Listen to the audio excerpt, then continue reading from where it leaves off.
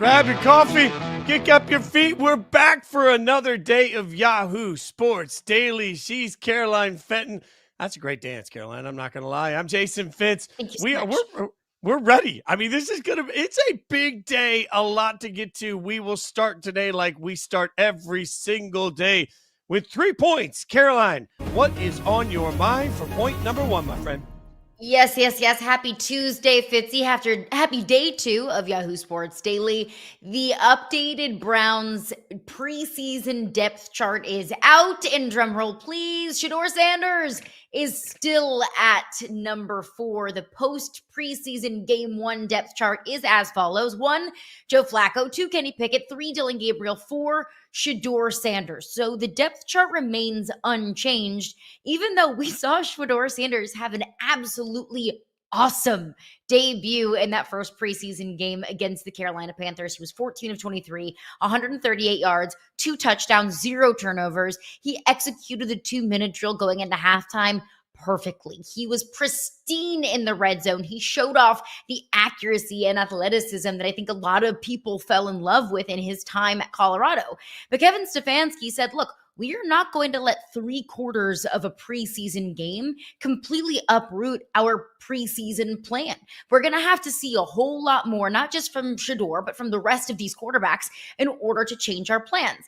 And look, I don't totally and completely disagree with that thought process. We still haven't seen Dillon Gabriel in a Browns uniform. We still have plenty of time left in the preseason. And let's be honest, preseason depth charts don't really mean that much. So if Dillon Gabriel is injured, then Shedeur Sanders, even being 4th on the depth chart, still is going to get opportunities. And if I'm Shedeur Sanders, I'll take opportunity over depth chart any day of the week. But my question to Kevin Stefanski and this entire Browns coaching staff is, when does that change? If Shedeur Sanders continues to get opportunity, which he absolutely should continue to get opportunities, not just in practice, but in real game looks, then when do you change your mind? If we continue to see Shedeur execute the offense like he did against the Panthers in the preseason game, if he continues to learn and to grow and continues to prove that he deserves to be a quarterback in the National Football League, which is what I think that he showed on Friday night, and he continues to prove that, he continues to stack good game after good series after good start, then at some point, you do have to start to pivot. I understand if Kevin Stefanski doesn't want anyone to lose their job to injury right now in camp, but losing your job to injury is a part of football. So when, Fitz, when is it fair for the Browns to say, you know what? We are going to change our depth chart and Shedeur is going to rise up the ranks.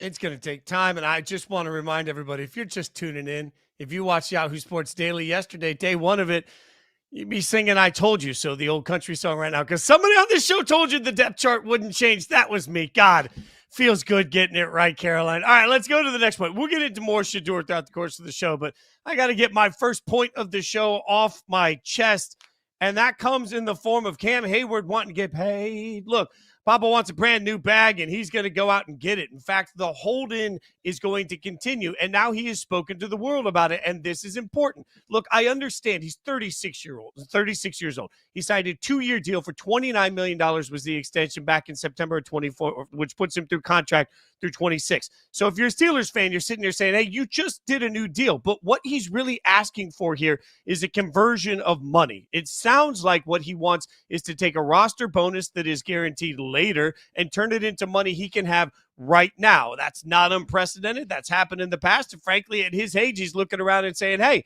y'all didn't bet on me. I bet on myself on this deal. And I told you when I signed it that I'd be coming back if I played at an all-pro level, which, by the way, he did. So if you're Cam Heyward and you're looking around at 36 years old, realizing you have a limited number of time that you can play in this league left in front of you, you're going to go out and get yours while you can get yours. This doesn't surprise me at all. The surprising part about this to me is that the Steelers haven't just figured it out. There is no world where their defense is better without Cam Heyward. There's no world at this point where they can go out and have the season they want to have if he chooses simply to not play.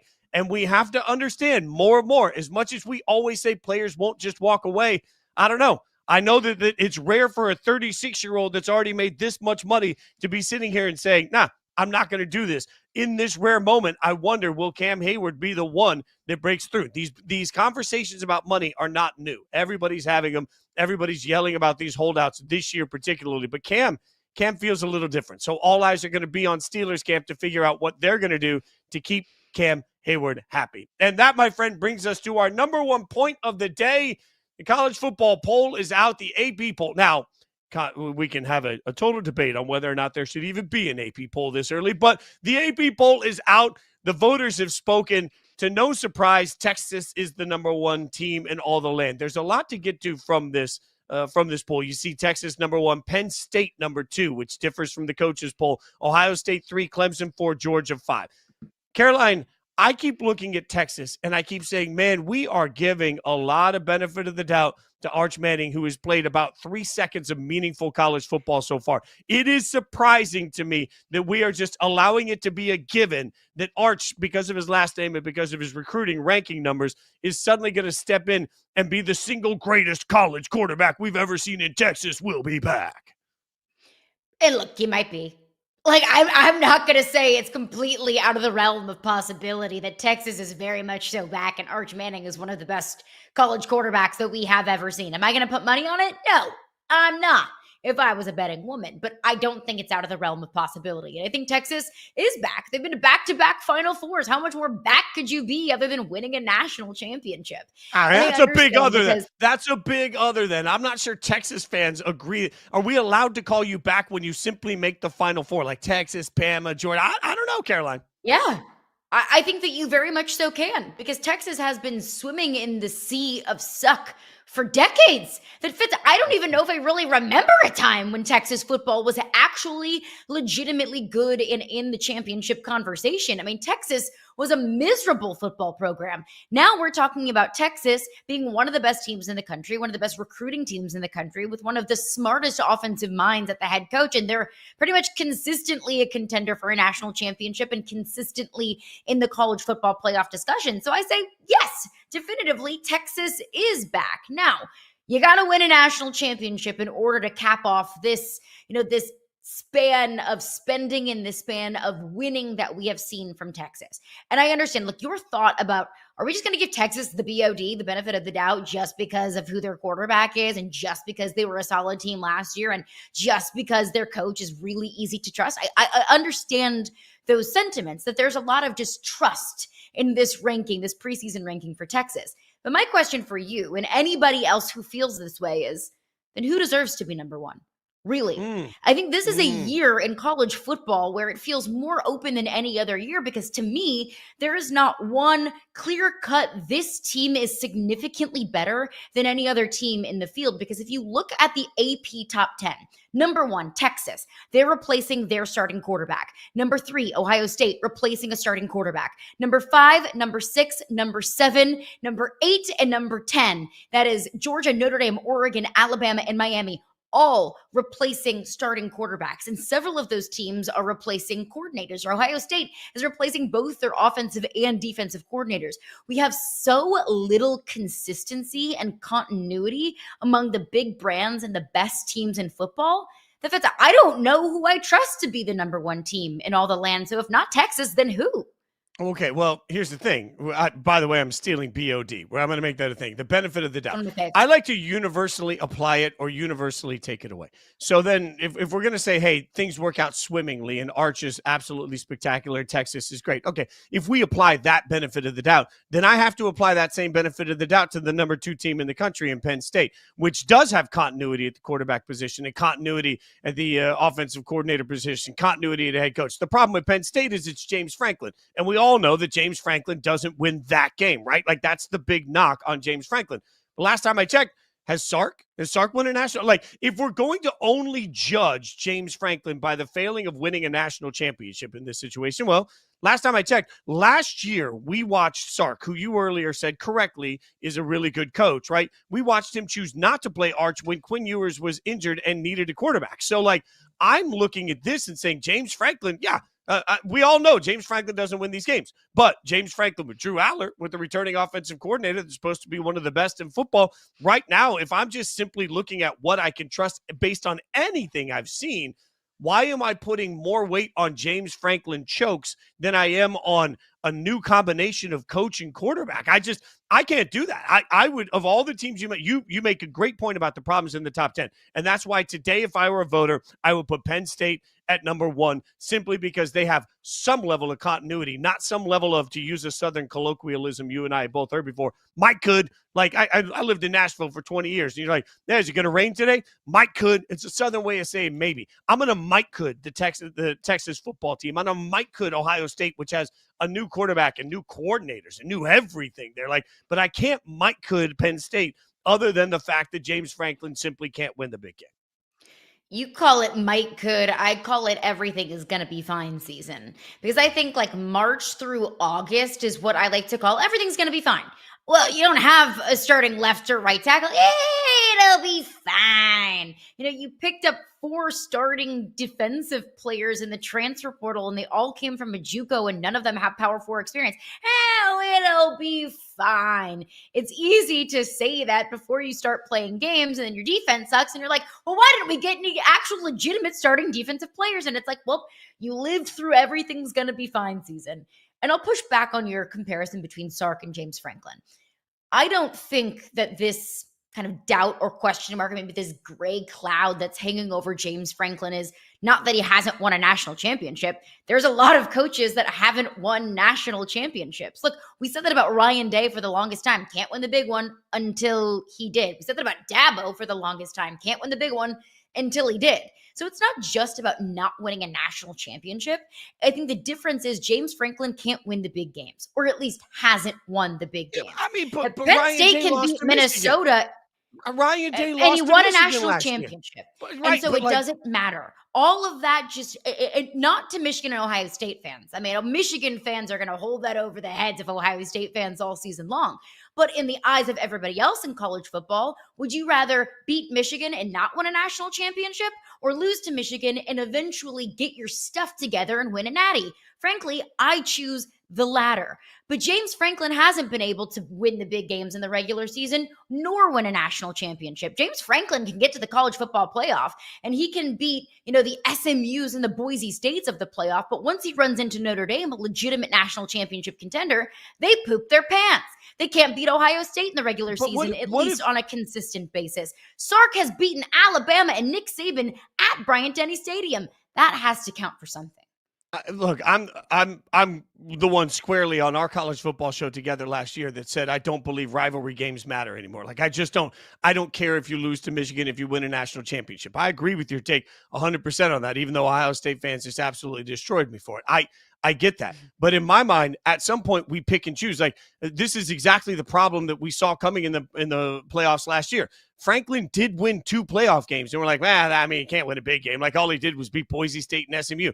He won playoff games. Like, what the hell is we at? What are we waiting for? Yes, he didn't beat Notre Dame. Well, Notre Dame absolutely got destroyed in the national championship game. So does that mean Notre Dame can't really win the big one because they lost? Like, we moved the goalposts in all Penn of this. State. See, yes, James Franklin won a playoff game, but not all playoff games are created equal in a 12-team playoff. I think that you have to add nuance. That's a great, golden star on James Franklin's resume is you win 2 playoff games. That's not nothing. But you add nuance to it. I think Notre Dame beating Georgia in the college football playoff and then going on to beat Penn State to go to the national championship game, that bears significantly more weight to me than beating the SMUs and the Boise States of the world. No disrespect to SMU. Sure, I get all that. But what happens if you just, what happens in college football if you simply just lose to a team that is better than you that day? Like that, I don't understand why it's impossible. I mean, Oregon last year, Penn State was a great game, right? Like, and Penn State came out on the wrong side of that. Did they come out on the wrong side of that because James Franklin can't coach? I mean, that was a Penn State team that went in there and went blow for blow against Oregon, an explosive offense. Like, I cannot believe that I am in the corner of defending Penn State, who I've been particularly tough on for years. But man, like, if again, this is less to do about Penn State and more to do about absolutely everybody else in the rankings. Like, there is no, to me, if you want to make an argument that we have clear-cut proof of concept for Penn State and the way they're going to look this year, you can make that argument. If you want to make an argument that there's a clear-cut proof of concept on what Clemson is going to look like with Cade Klubnik coming back on a team that's full of a bunch of returning players with a coaching staff that is mostly intact, like I can buy all of those arguments. I could even buy, not just because you have the helmet behind you, but I could buy an argument if you wanted to make one for LSU. Like, hey, I like guys that have been in systems for a long time or guys that have played a ton of college football. Like that, to me, if I'm going to look at a quarterback and say I got to bet 1 year on it, well, if you give me Dylan Gabriel at the time, who had played so much college football, you're like, okay, he's 87 years old playing in college football. He's going to be just fine, right? Like, I either want some sort of, I've been on the field in every situation, or I've been with this coaching staff for a very long time. I'm not sure we really have that for most of these top 10 teams. All we're doing right now is throwing spaghetti against the wall to randomly just make believe what we think is going to happen in college football. And I don't think that's fair to the teams that we're choosing not to give that same level of benefit of the doubt. I will take a Fitzism. Fair is where a pig wins a ribbon. And there we go. But I agree with you that, look, the AP poll clouds our judgment for the first couple of first couple of weeks of the season. I think about Florida State. I think they're the perfect example of this. Florida State last season was a top 10 team preseason, and then they go out and they lose in Ireland. They lose to Boston College and they lose to Georgia Tech, and they go on to win, 2-3 games in the regular season. Like, Florida State was truly awful, and they weren't out of the top 25 until after week 3. Well, if Florida State was, if there was no AP poll going into the season, then Florida State wouldn't have taken up valuable real estate in the top 25. It's just our perception of how teams should be and how good they should be and how many games they should win and how good their quarterback really is or how much continuity they actually have, when in reality, we have an idea. Like, we think we know. We can look at the FPI, we can crunch all of the numbers and put them all into a calculator and say they're returning this much production, or this coach is number 3 on the list of top 10 coaches in all of college football. At the end of the day, we don't really know. And we do these rankings just because it makes us feel good, because we can put all of these teams in boxes. But in reality, we really don't have any idea. I mean, Texas is the number 1 team in the country, and they're underdogs week 1 at Ohio State. That is the first time in history that a week 1 underdog, a number 1 team, has been an underdog week 1. And it speaks to, the coaches poll has Ohio State ranked number 2. So it would be the first time ever we get a 1v2 in week 1. The AP poll has them at number 3.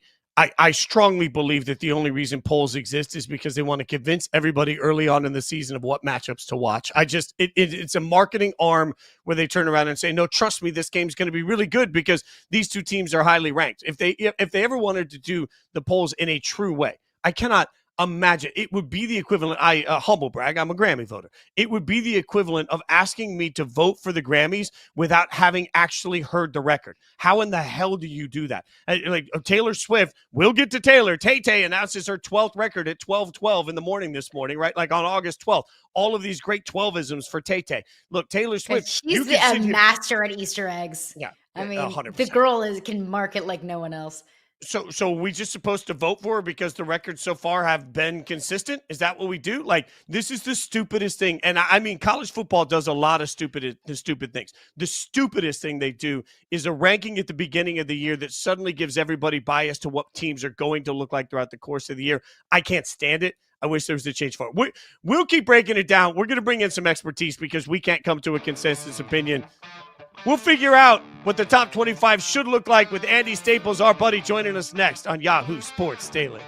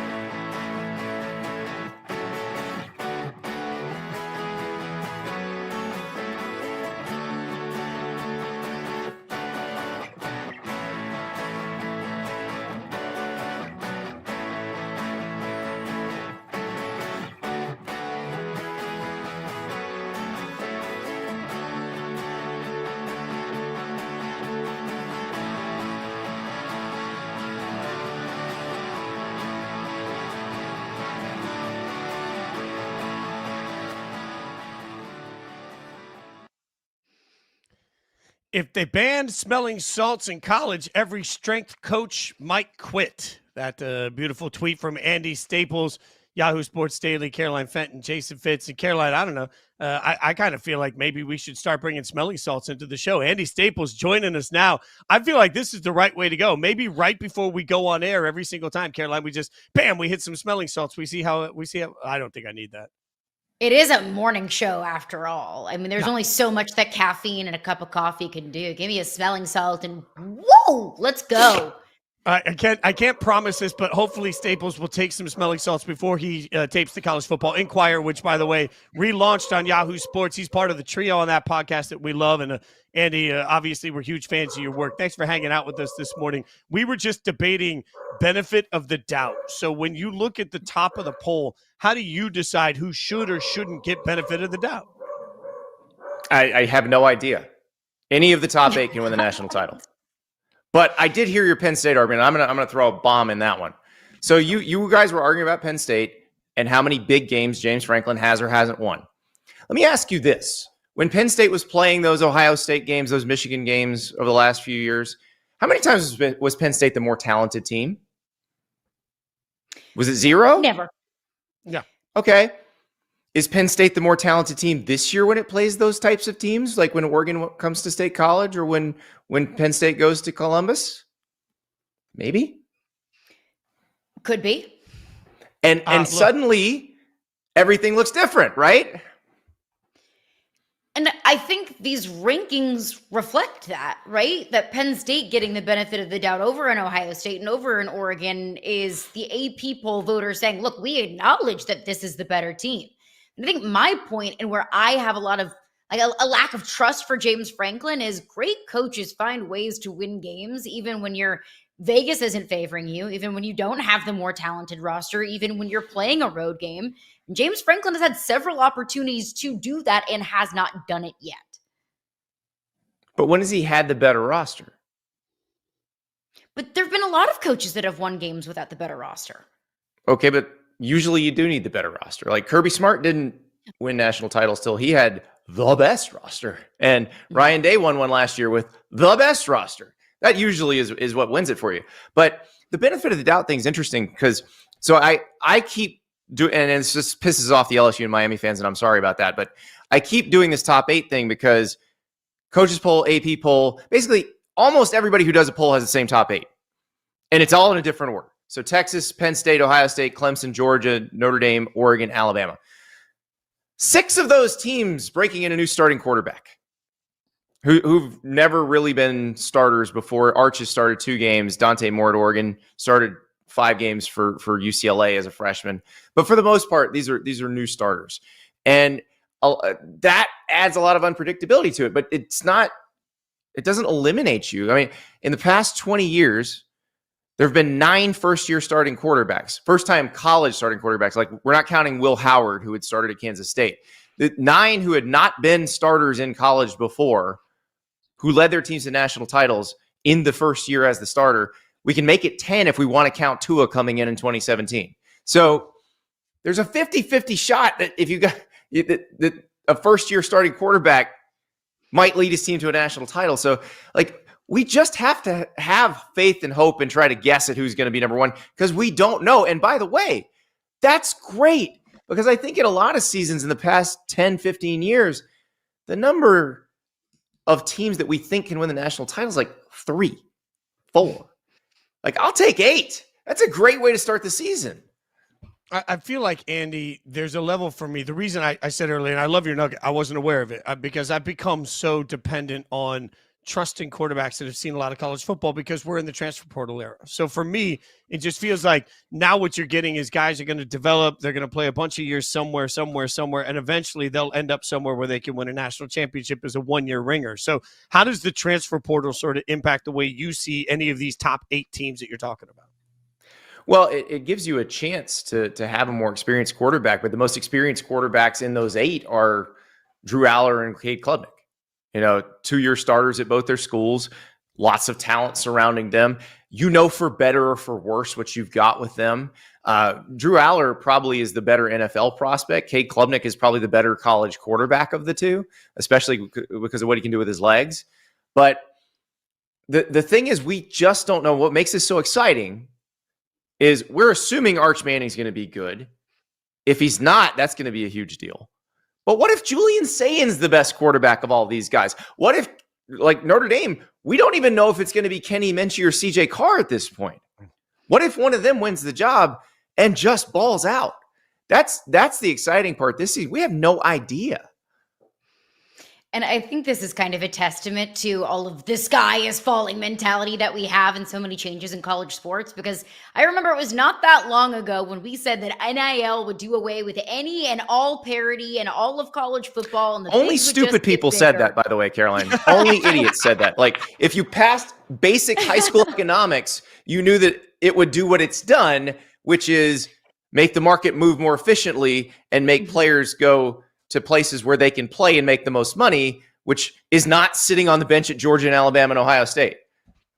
Touche.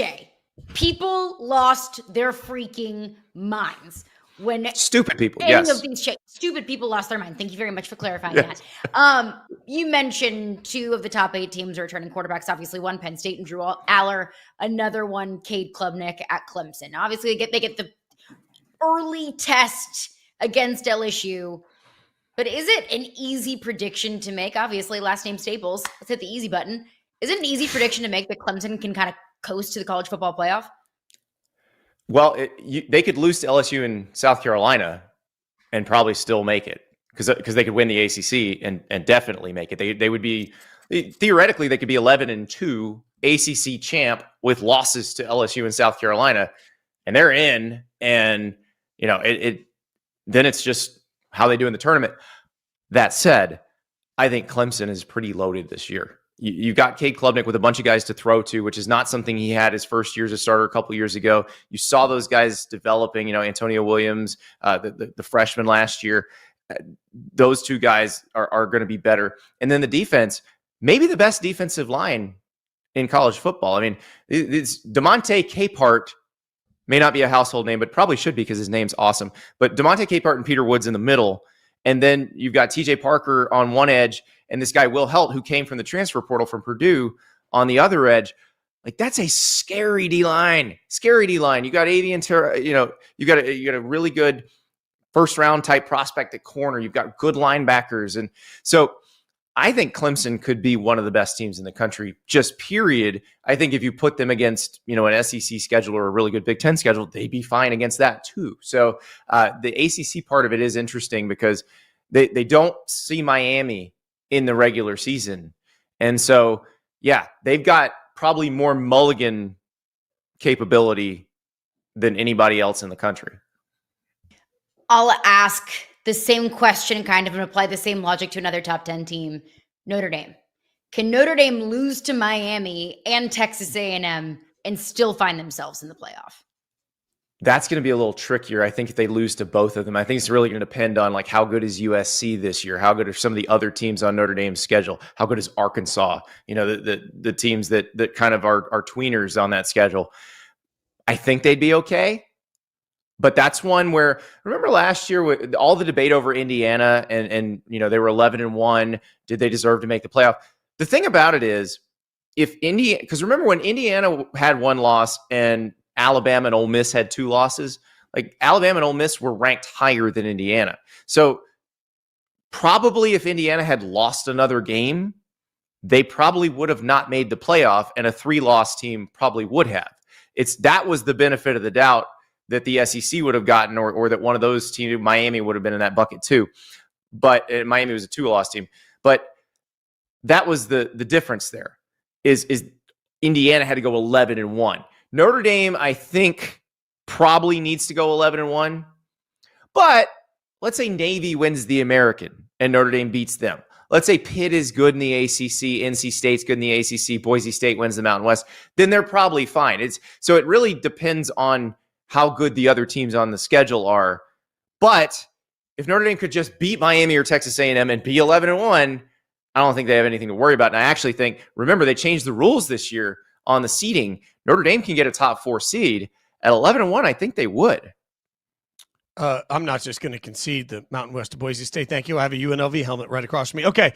Andy, I don't think you should. Dan Mullen coming in at UNLV, going to be very exciting. But also Tulane in the American now with Jake Retzlaff. By the way, they play Northwestern, Duke, and Ole Miss from the power conferences.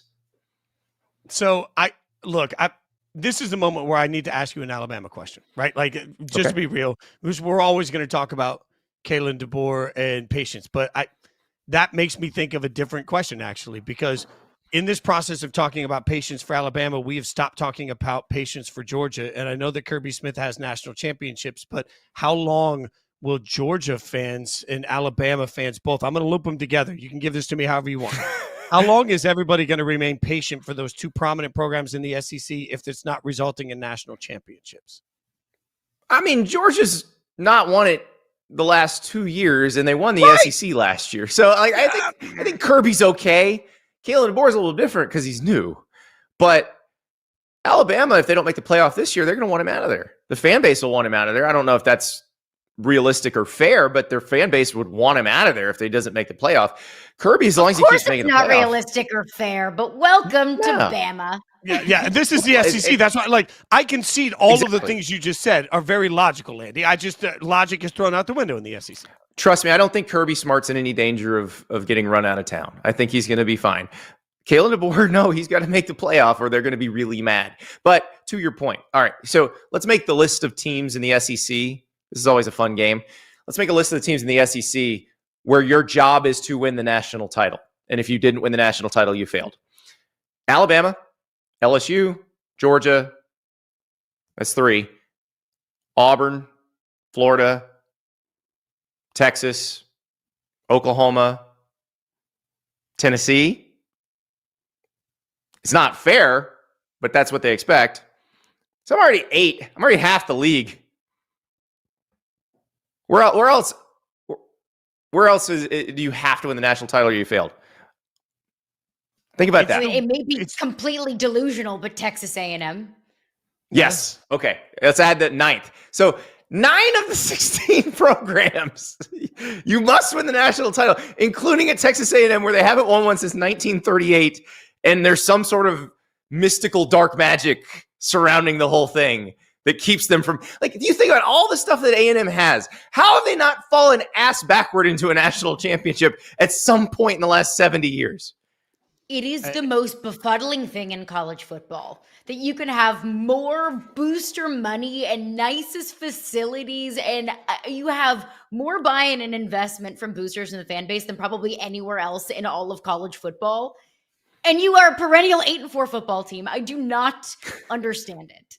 What I do I just keep thinking about supernatural. It has to be. I mean, fans were frustrated with Ryan Day, then he won a natty. Fans were frustrated with Harbaugh, and he won a natty. It's not that long ago, fans were frustrated with Kirby, and he won a natty. I like this. We're seeing frustrated fan bases finally get off the backs of head coaches. So all of that to circle back. James Franklin, now's your time, baby. Let's go. National championship. I've pieced it together. Andy, thanks for hanging out with us. Everybody check out College Football Inquirer. It is back on Yahoo Sports. It's one of our best shows, one of all of our favorite shows. My friend, we appreciate you hanging out with us. Thanks for the time this morning. Anytime, guys. Thank you so much. All right, we'll get back to college football more throughout the course of the show. But big news in the NFL. Jon Gruden won a massive case. We'll tell you about it later. Coming up, I should say, on Yahoo Sports Daily.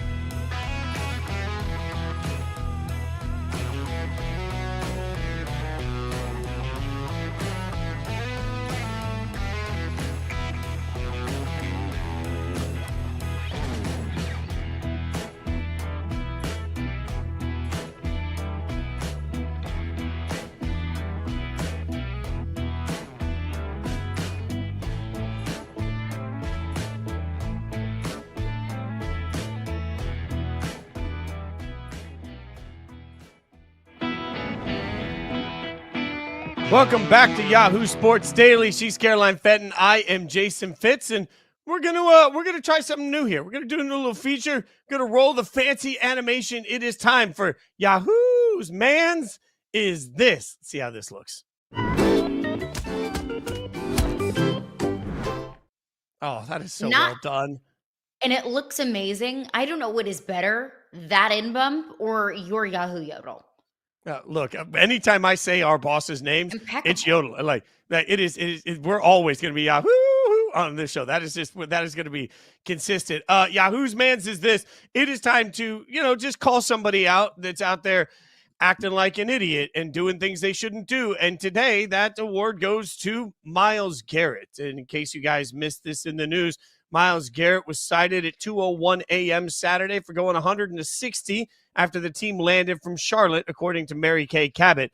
Team's aware of this situation. Now, why does this deserve some sort of a conversation? Well, as you see there in the tweet, in 2022, he crashed his Porsche, rolled his Porsche, in fact, and this is his 8th speeding ticket since coming to Cleveland in 2017. Caroline, at some point, when you've had 8 speeding tickets in this amount of time, at some point, somebody needs to sit you down, talk to you, and say, hey, just stop. Do better, be better. Get a driver. For the love of God, you got more money than God. Go out there, figure out a way to not put yourself behind the wheel if you can't figure out a way to drive and not get yourself in trouble. Yeah, and look, I'm never going to minimize someone doing something dumb, especially when it can hurt themselves or others. Going 100 miles an hour on a 60, is that bad? Yes, 100% it's bad. You're breaking the law. You should get pulled over and you should be penalized for that. It is not the worst offense in the whole entire world. I think that we are all guilty at some point of going a little bit too fast on the interstate, especially when you've got a long drive ahead of you. So it's not even just this isolated incident, which yes, is bad, but it's not the worst offense. It's all of them. It's everything. It's the fact that just a couple of years ago, Myles Garrett got in a really scary accident going too fast in his car. You see it there in that report from Mary Kay Cabot about crashing his Porsche, rolling his Porsche, and he talked to the team about, look, I've learned my lesson. This was a really, really scary incident that luckily did not hurt himself, hurt others, or take the lives of others. God forbid.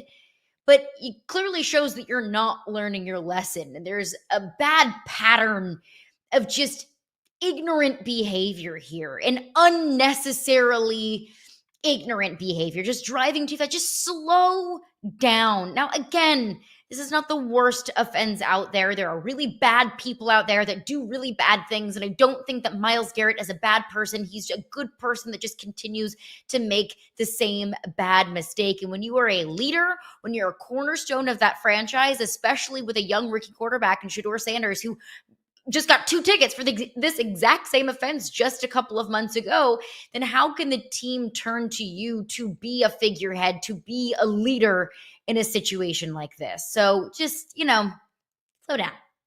Calm down. I mean, at the end of the day, I'll always throw myself in front of the bus. I had multiple speeding tickets when I was younger, including one for 2 miles over.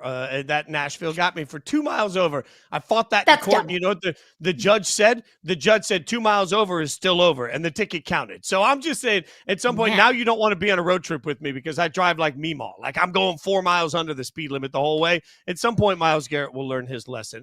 That's not the only legal news around the NFL. We had big news yesterday in the form of Jon Gruden and his lawsuit against the league. Now, remember, Jon Gruden was terminated from the Raiders after emails were leaked that included him using a bunch of terms that are absolutely offensive and awful and terrible, and nothing about this lawsuit will change any of the awful things that Jon Gruden said. I want to be very, very clear about that. But Gruden has, since the outset of this, said that he was unfairly targeted. And part of what he and his attorneys have asked for is full transparency of every email, every piece of information, and wondering why his stuff was essentially leaked. So he filed a lawsuit against the league. That lawsuit has gone back and forth. At one point, there was a court that came in and said it would have to be done in mediation, which would allow all of the documents to be sealed. Well, the Nevada State Supreme Court ruled yesterday that that is not the case. And now Jon Gruden can actually go and have his day in court. Why is that important?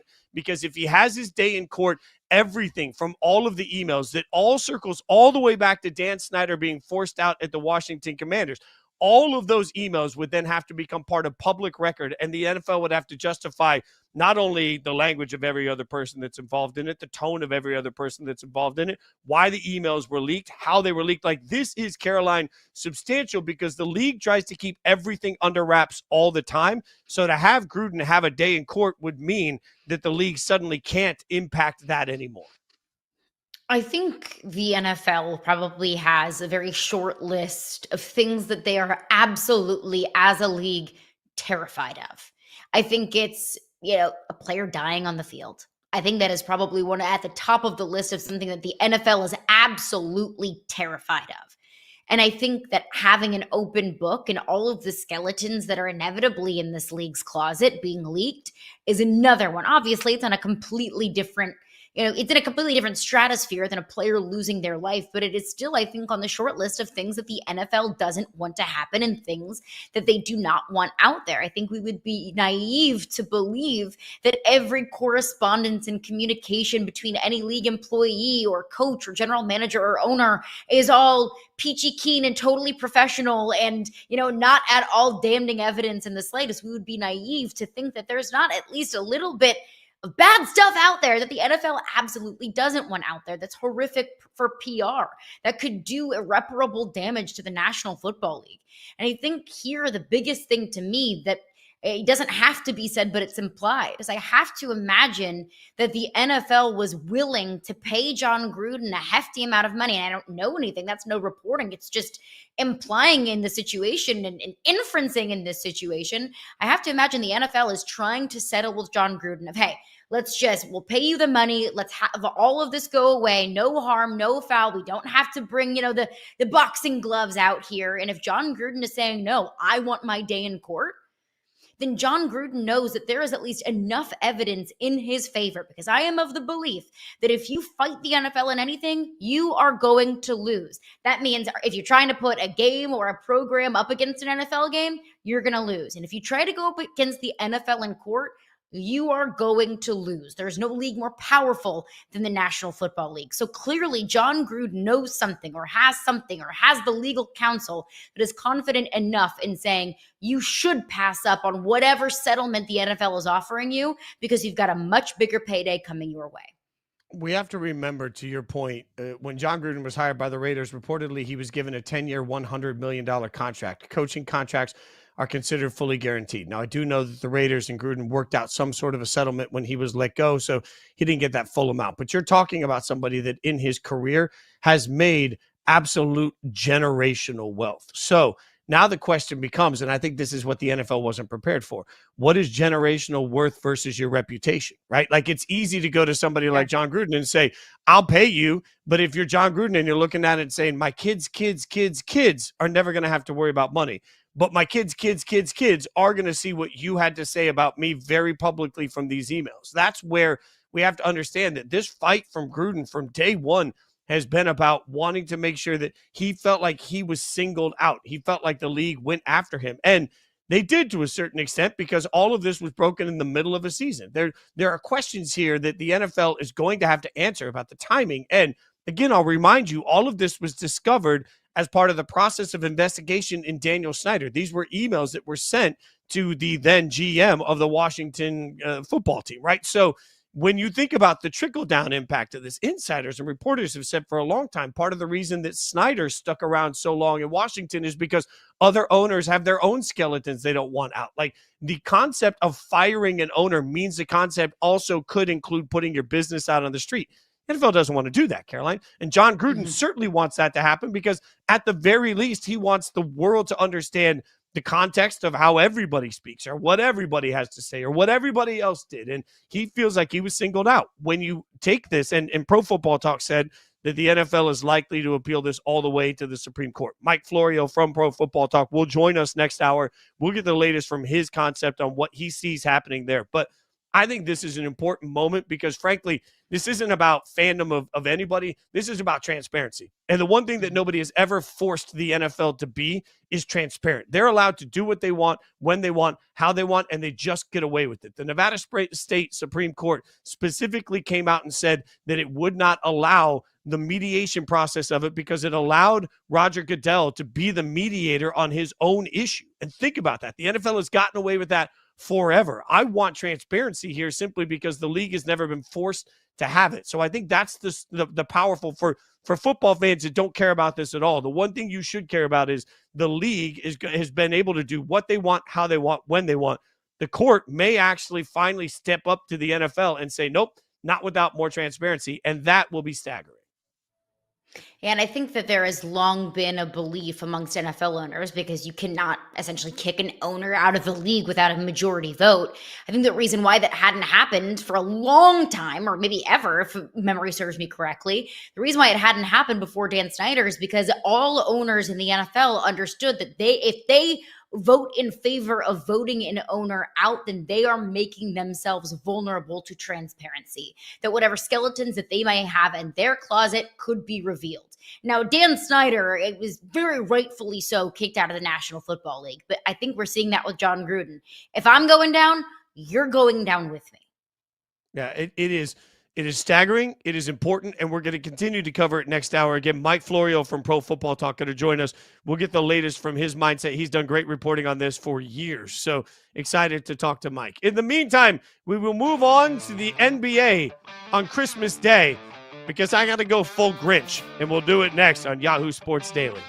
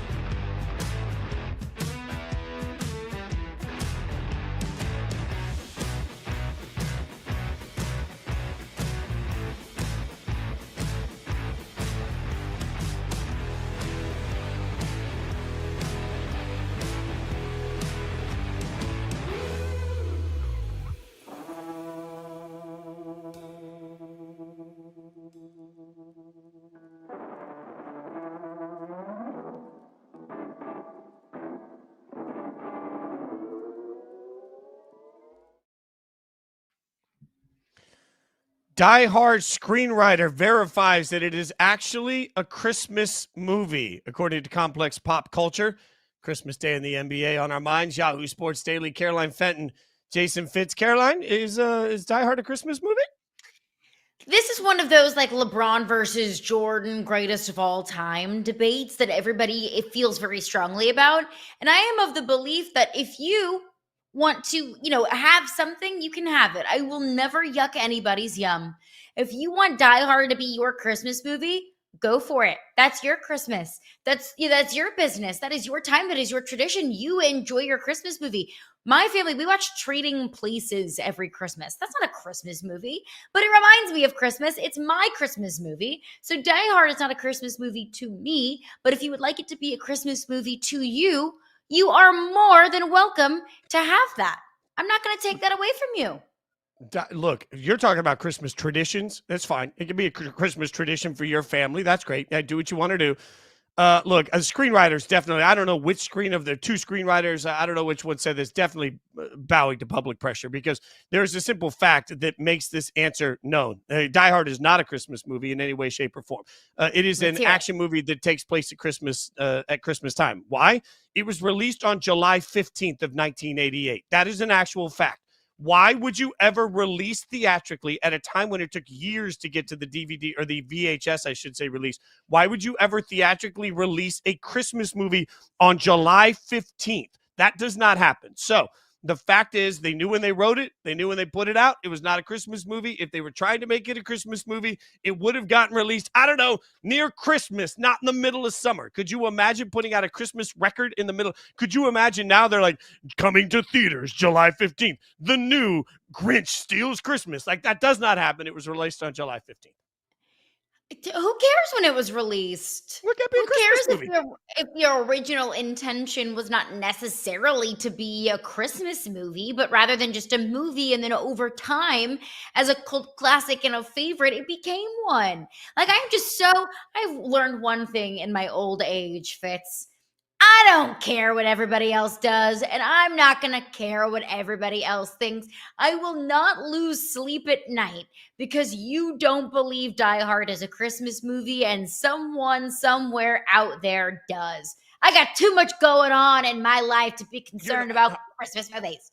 You're not old enough. When you get to my age, then you're like, you guys are just, like, I'm not concerned about it. It's just everybody else is wrong. Remember, Krampus is a horror movie that takes place at Christmas time. It's not a Christmas movie. These things happen. Okay, Christmas Day is going to be the NBA, and there's a full slate of games, and I'm going to go full Grinchmas on this thing too. The NBA laid an absolute Christmas egg with their Christmas Day lineup. They gave us as the first matchup Cavs versus Knicks. That's the only Eastern Conference matchup, by the way, out of the entire slate. But they gave us Cavs versus Knicks. So just imagine Cavs versus Knicks taking on, I don't know, Washington versus Dallas. But I look at the entire slate of the games, and I just wonder, Caroline, how in the hell did they sit down and decide, you know what we're not going to do on Christmas Day? We're not going to give you Luka versus the Mavs. Like, the one easy thing that was right, you're not going to give me Luka versus the Mavs on Christmas Day? And we aren't going to get Rockets OKC, where we can see Kevin Durant go up against the Thunder fresh off of a championship. Did we not think about that? Like, I have to take a page out of the WNBA's playbook. Now, they didn't handle this very well, but I think the idea behind it was very, very smart. It's called Rivalry Week. So we got Caitlin Clark's Fever against Angel Reese's Chicago Sky. They didn't market it very well, but the idea behind it is we're going to put some of the best rivalries, team versus team, team versus player, player versus player, and we're going to put them in this slate of a dead period of sports and create buzz for the league. I think that's a really smart idea. I think that's what the NBA could have done is, hey, let's turn Christmas Day into NBA Rivalry Day. We don't have to call it that, but let's cram as much drama as we possibly can into one day.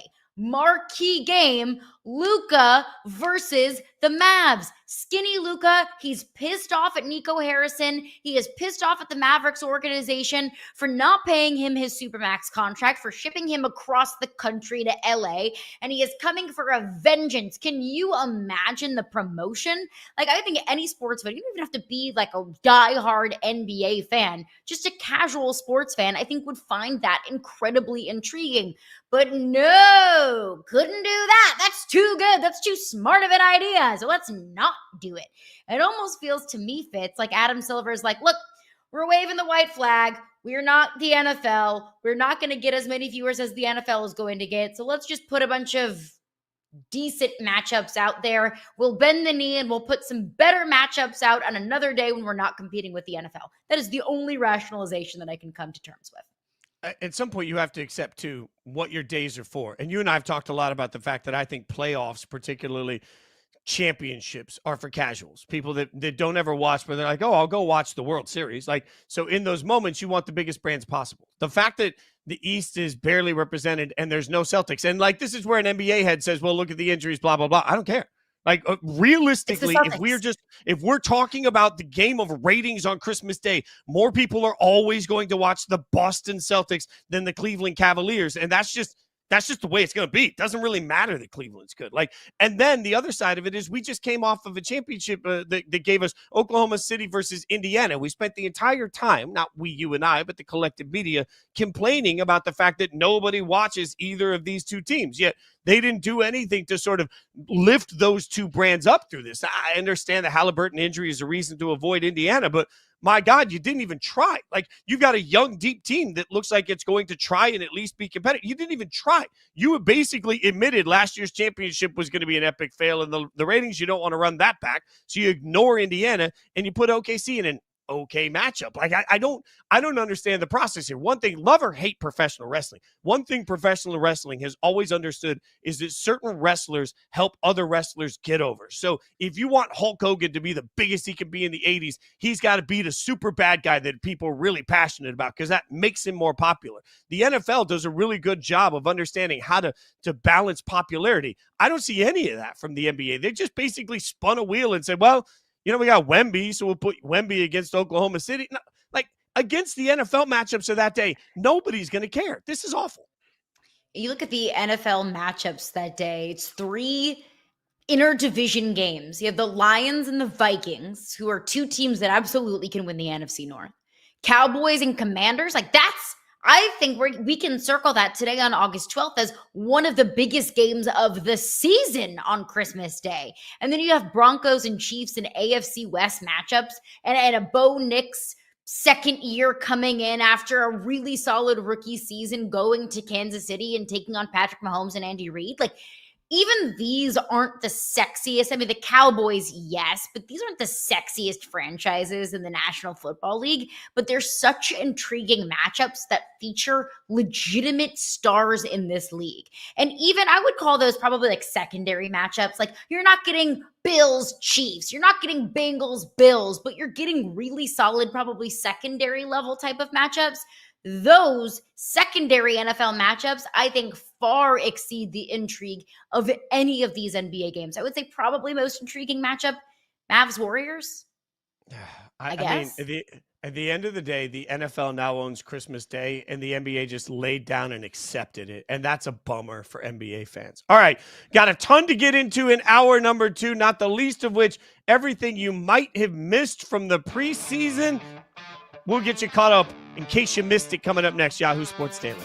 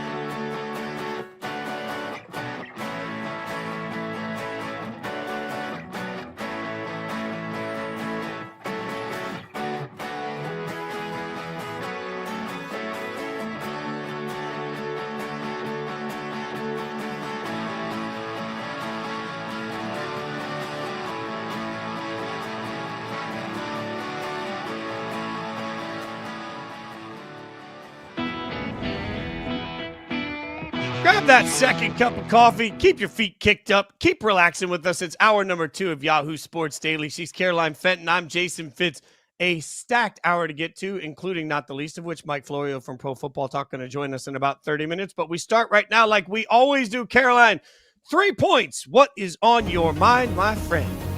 Yes, we just had our friend Andy Staples on, co-host of the College Football Inquirer. Very excited about the new lineup there.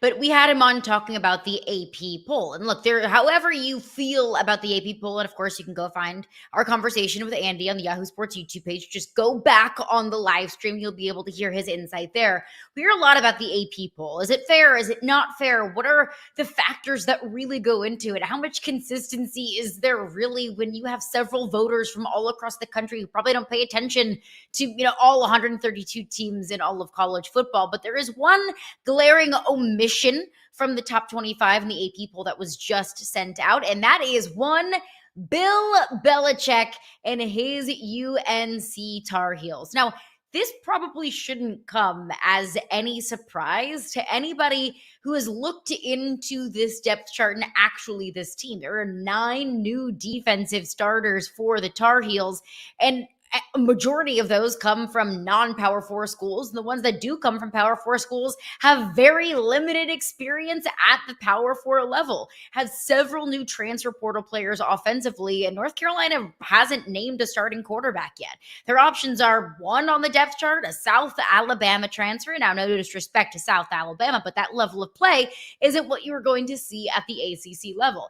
Second option is a true freshman that hasn't seen a single snap of college football. And the third is Max Johnson, a name that might sound familiar to you if you're a college football fan. He's been kind of a journeyman in college football, and he hasn't played since the very first game of the 2024 season where he suffered a gruesome leg injury. So when you start to peel back the layers of this UNC roster, it's not surprising that they're not getting a nod or some acknowledgement in the top 25. But I think what it really says is maybe these AP voters don't really have a whole lot of belief in Bill Belichick.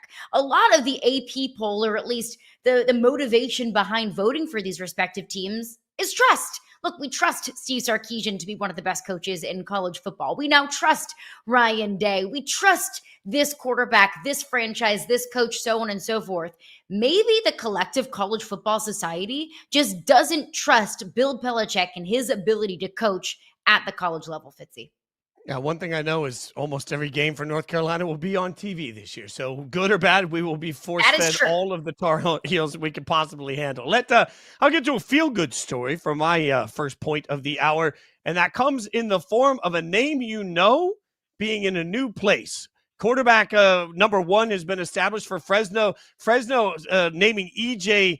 I'm going to try this again. Fresno naming EJ Warner as their starting quarterback. I'm going to learn how to read here. 31 games for EJ at Temple and Rice over the past 3 seasons. Ton of experience. He's played a lot of college football. We just may not remember that. 8,814 yards, 58 touchdowns, 37 picks. Kurt Warner went to Twitter X saying, so proud of this young man, just keeps proving who he is. A really cool story. We're all familiar with the redemption story of Kurt Warner and sort of the track that he went through. It literally was not just movie-esque, it was a movie. And now it's cool to see his kid get to continue his journey throughout all of college football. It's never easy when your last name is the same as a very famous quarterback. We all know that. When your last name is the same as a famous NFL player. We've seen a lot of that lately, and it creates a lot of conversation. It's nice to see QB1 at Fresno State in the form of EJ Warner. Great story for him. Hopefully a great season to come for him as well. All right, let's get to our third point, and our third point is a little bit of in case you missed it. So obviously over the course of the weekend, we had a ton of different NFL stuff that was happening, and it was too hard to keep up with everything, right? There were too many stories over the course of the weekend. Plus, it's preseason football. So you got games on at like 1 in the morning and 10 p.m. and 3 in the afternoon. So Caroline, we are here to help everybody get absolutely caught up. What's the first in case you missed it on your mind from the weekend? Fitz, we live to serve. That's what you can get here on this program. Anything that you may have missed, one thing is who wasn't playing, at least for the Rams in their preseason game against the Dallas Cowboys, and that was Matthew Stafford. Now, Matthew Stafford has been sidelined for a majority of training camp and in the preseason with a back injury. And Fitz, I hear a 37-year-old quarterback and back injury, and that doesn't necessarily sound like there's a very happy ending coming up here anytime soon. But look, Matthew Stafford like I said, is 37 years old. He has played a lot of football. He has one of the brightest, if not the brightest, offensive mind as his head coach in Sean McVay. I don't necessarily need to see Matthew Stafford in a preseason game. He knows what he's doing. But here's what I wonder. Can Matthew Stafford, even with as much football as he has played, as much experience as he has, won't there be at least some sort of ramping up period in the regular season, assuming that we do see Matthew Stafford in game one?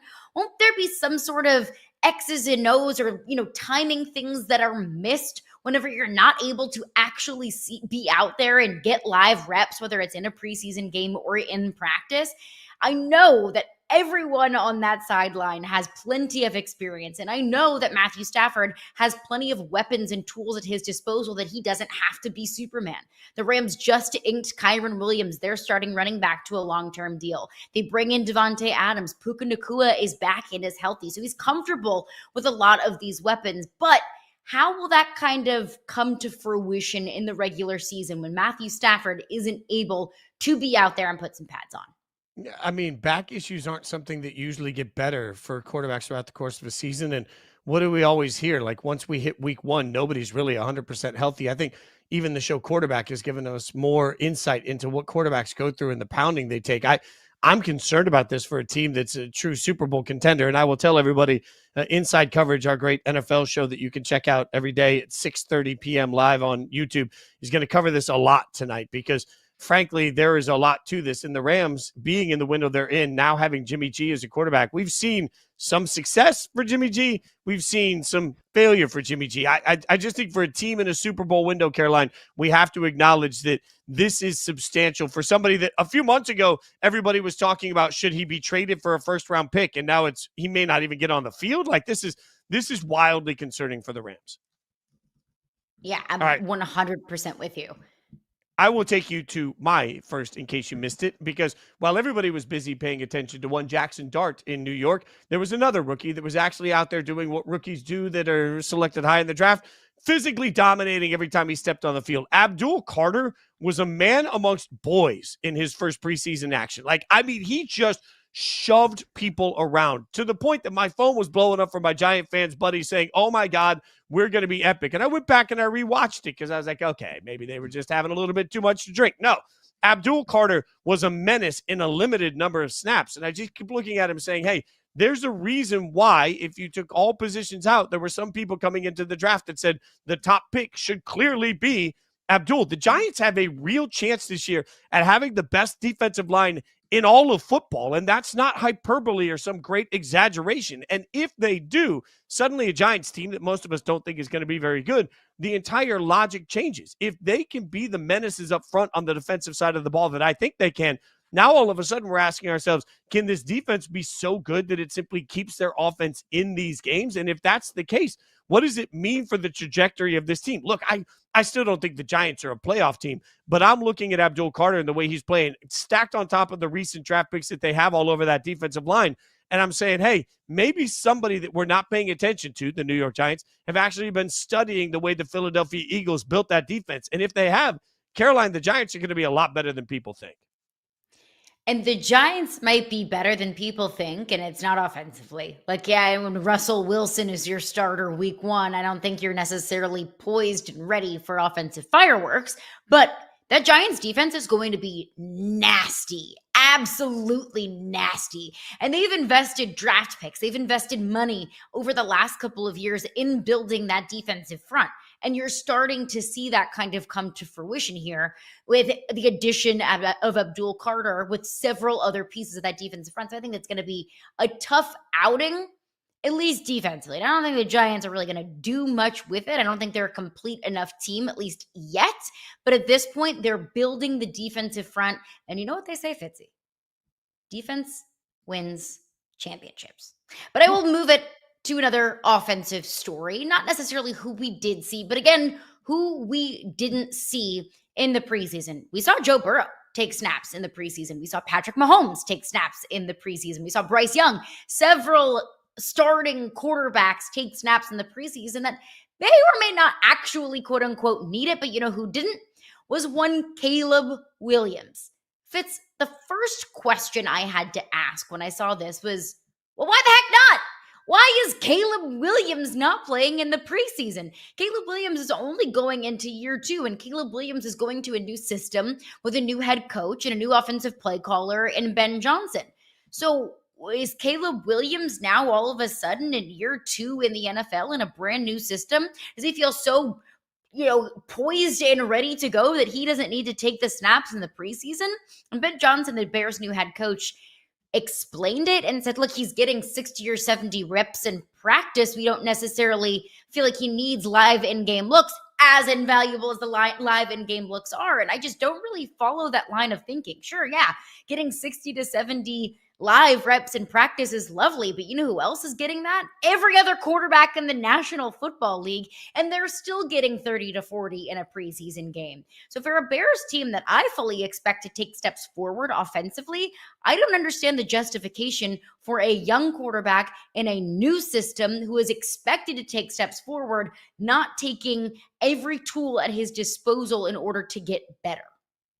There's this, we all know the phrase perception is reality, but I've long said that a long time ago, I was told perception is reality because it's the perception you created and it's the perception you now have to live in. And we have to understand that. There has been a created perception about Caleb Williams this preseason. Like it or not, the footage that has been out there of him just being bad in practice is real. And so all of these questions that Ben Johnson are asking have as much to do with Caleb not playing as it has to do with the clips we've seen of when he's getting those reps in practice that, are being lauded as how he's developing, and he looks bad. You can't make these things make sense. And at some point they're going to have to put him out on the field. And I am concerned, at least. Like, I hope that this is a match made in heaven. But again, my hesitation for the Bears this year has nothing to do with Caleb Williams' talent and everything to do with the fact that you have a new first-time head coach that's also going to have to be the play caller that gets on the same page as Caleb. And Caleb is a quarterback that has some deficiencies that weren't necessarily improved last year in his first year in the NFL. So I just think this is such a key year. I love every chance that I can get to put him on the field. I was surprised he didn't play at all week 1. Let's see if that changes week 2, because certainly week 3 of the preseason, remember, we only have 3 games. Week 3, most guys don't see action. So this is about it. I'll give you another take, and it comes in the form of an injury take. Brandon Ayuk, according to some reports, may be available. Brandon Ayuk may be available. Shanahan says he's on track from his ACL injury to come back. Could be back as soon as week 6. And my buddy Frank Schwab, that I've worked with for a long time on Inside Coverage, smartly pointed out on Twitter that, it's not the first time that we've ever seen Shanahan give us some bad information on injury returns. I know that we have to talk about these things. I just think we have to understand that slow and steady wins the race. We so often want to push guys back on the field quickly, and then when they're back on the field and they have, God forbid, another injury or they don't perform to the same level, we ask the questions why. I think injuries are such a part of the culture of the 49ers right now that we simply have to accept that's who they are. And part of the reason I'm hesitant on the favoriting of the 49ers and even their win total in Vegas right now, BetMGM 10.5. Part of the reason I'm hesitant on all of those is that realistically, when you start thinking about what we've seen from the 49ers, the injuries are so present. I don't know if this 49ers team is deep enough, young enough, and healthy enough to be who we think they're going to be. So I appreciate it, but as Frank points out, I'm taking Shanahan and I'm just laughing at that, saying, sure, buddy. Yeah, we'll see. If I'm a 49ers organization right now, it would be great if he's back and suddenly just tearing it up by week 6. But I'm not banking on it at all. Anybody who takes a coach's word as total and complete truth, well, I have oceanfront property in Arizona to sell you. And look at Shanahan's entire tenure with the 49ers. When they're healthy, they're a Super Bowl contender. When they're not, they're picking in the top 15 of the NFL draft. It is so clear in black and white and good and bad. And there's such a clear division and divide for Kyle Shanahan's tenure with the 49ers that if this team is not healthy, it's not really rocket science. They're not going to be, the best team in the NFC West. And they're not going to hit that 10.5 over under win total, even with the schedule that's soft as baby poop. So these things are important, especially for a starting quarterback in Brock Purdy that I think is the sum of the parts around him rather than him elevating the team on a consistent basis. I'm on a theme here of quarterbacks, so I'll continue with quarterbacks. Justin Fields, we saw him in a Jets uniform for the first time. He played one series in the Jets preseason game. And look, Justin Fields went out there and he did what he needed to do. He was 3 for 4 and orchestrated a 79-yard touchdown drive. Great. Wipe the dirt off. You did your job. Good job, Justin. I just have a little bit of pause here. I think Justin Fields, with the kind of prospect that he was, the fact that he played at Ohio State, he's a recognizable name, that he was a first-round pick, that we believe that there might still be something left in the tank. And I, earlier in the show, called this everything is going to be fine season.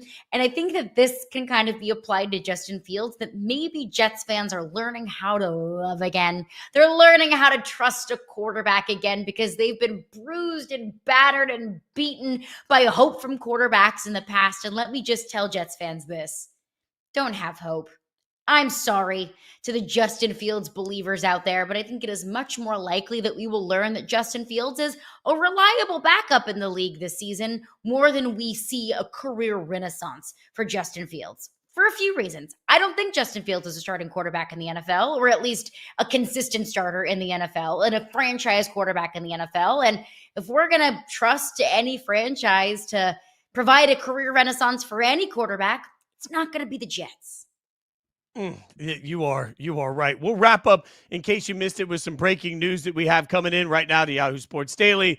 James Cook, the Buffalo Bills running back, is back out on the field. It looks like his hold-in has ended at this point. He has returned to practice. Now, we don't know as we stand right now what that means for whether or not a new deal has been agreed to. We haven't seen any announcement yet on terms. If there has been, if we get that, you will get it right away. But in the meantime, the breaking news for Bills fans, that collective sigh of relief that you can feel coming all the way from Buffalo, is James Cook is back on the practice field. We will update you with more information as we get more information. In the meantime, coming up, you want to talk about panic in Buffalo. How about panic in New York? Everything is falling apart for New York baseball fans. We'll tell you about it next. Yahoo Sports Daily.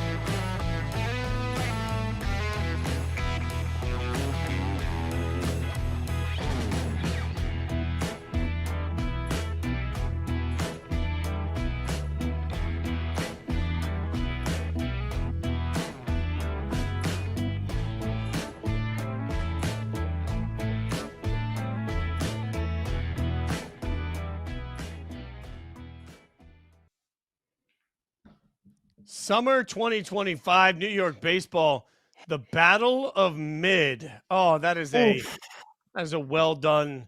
That's just a well done tweet. Caroline, Fenton, Jason Fitz, Yahoo Sports Daily. And I can feel the pain, Caroline. I can feel the pain coming all the way from New York for New York baseball fans. Now, it should be noted, the Yankees won last night, which raises them up to 3-7 in their last 10 games. Huzzah! The Mets, 1-9 in their last 10. Things have fallen apart for two franchises that had huge expectations. And I just keep looking around thinking, like, if Sinatra was singing My Way in this instance would mean like bad base running, a lot of errors, unforced things happening all over, and losing baseball. That's really the story of New York right now. And we heard it from Brian Daboll yesterday. If we would extend the Battle of Mid into New York football, we heard Brian Daboll at a press conference talk about how Jackson Dart said he was mid. So a whole lot of mid happening in the city of New York. And I look at both of these teams. Look, high expectations. The Mets went all in at the trade deadline. They bolstered up their bullpen. They went out and got a ton of relievers. They invested a lot in making a push for the postseason. But I'm going to focus in on the New York Yankees. Because when it comes to the Yankees, when the Yankees aren't the favorite to win a championship, when the Yankees aren't the top team in the AL East, we all as a sports society and Yankees fans themselves lose our minds. The Yankees, how could the Yankees not be the favorite to win a championship? But I'm here to tell you, what did we expect? Their biggest swing, no pun intended, in free agency was Ryan McMahon. When Eugenio Suarez was out on the street to get the league leader in home runs at the time. And you go with Ryan McMahon. Well, no disrespect to Ryan McMahon, but that's not necessarily a household name. And that's not necessarily a guy that I think that you can plug and play in your roster. And all of a sudden, you're a championship contender. The Yankees don't have a legitimate third baseman. How can you expect to contend in an AL that's incredibly deep, and it really could be anyone's league, when you don't have a legitimate starting third baseman? When Garrett Cole, your ace, is out for the season, and when Aaron Judge was out for 10 games and doesn't look like he's 100%. So, and it's the Yankees, we all press the panic button. But what did we expect, Fitz? It's okay that the Yankees aren't championship contenders this season.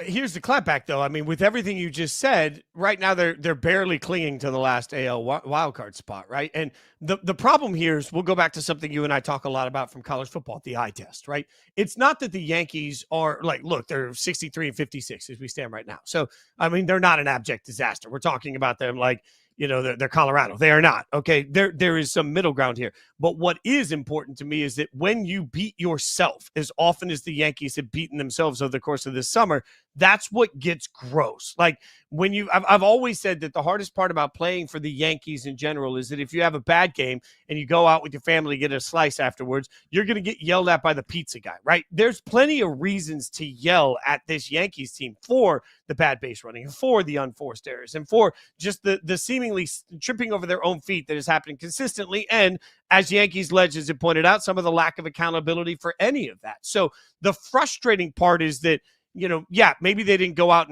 and do what the Mets did and spent, you know, a boatload of money to bring all these people in. But the flip side of it is, for what they have and where they are, and to be where they are, knowing that they've played poorly compared to what they're capable of, that's the frustrating thing. This is like watching an Olympian that you know can win the gold medal just continually fall off the beam. And at some point, you just get frustrated with the fact that that's happening. So I think Yankees' frustration comes from understanding that they're beating themselves, which is different than the Mets, because the Mets, again, like they went out this year and said, you know what, we're going to make a blockbuster transaction. We're going to spend massive money, and we are going to show the world that we're the damn Mets. And instead, they've shown the world that, and then the damn Mets. Like, that's just like, I feel for Mets fans, because what you should want your favorite team's owner to do is go out and spend whatever it takes to win. And I mean, I understand why Mets fans are looking around saying, look at the payroll. Look at how is it possible? They were just swept by the Brewers. Fine. The Brewers are actually, you know, played really well. They lost 7 straight games. They lost 11 of their 12